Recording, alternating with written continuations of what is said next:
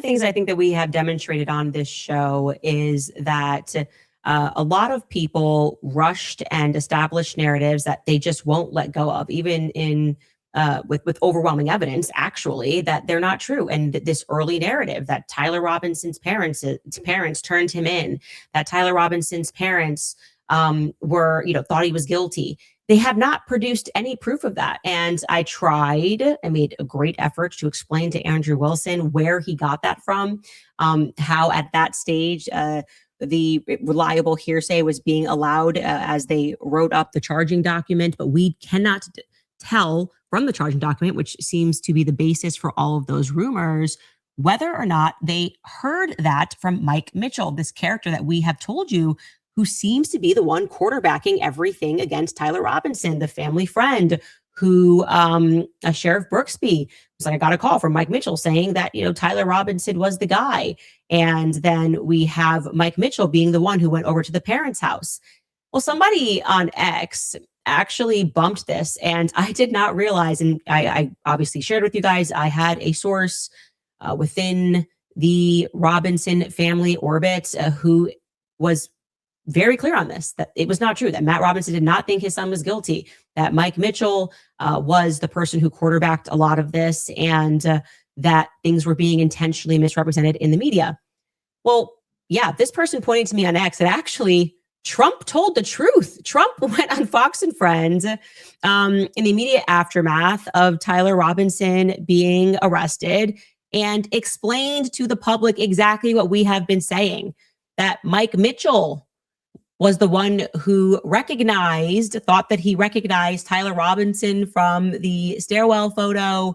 And then, as we said, he is the one that then contacted the parents. And who knows what happened thereafter? Maybe he then says he showed the mom and said, don't you think it kind of looks like him? And the mom said yes. And then when he later on wrote his statement, he was like, I showed this to Amber Robinson, and she said that it could be him or something. And that's what they then used in their filing when they went and the charging document, rather, which was signed off by Brian Davis. That is all a plausibility. We don't know at this juncture.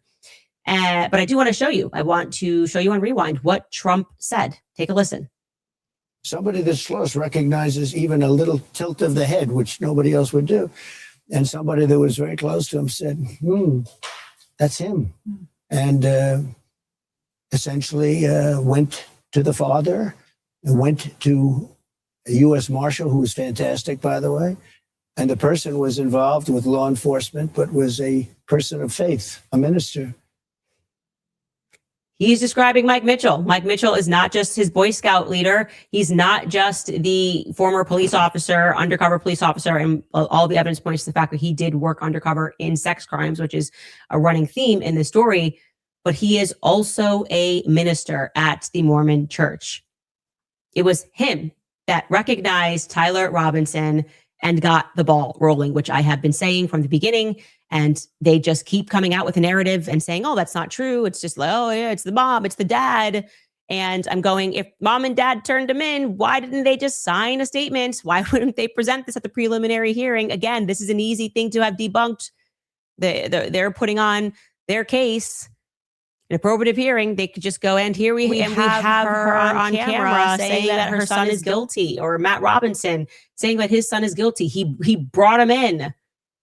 They just keep lying about this. It doesn't make any sense to me. Are we to believe that Trump didn't have solid information when he presented that? Clearly he did. He knew all the facts about who Mike Mitchell was and what his contribution was to this story. And I had not even seen that. And I had told you guys this exact same narrative. So I do want to point that out to you, because it's just a fact of this case that they keep continuing to lie about and severely misrepresenting, because that is the way that they do things.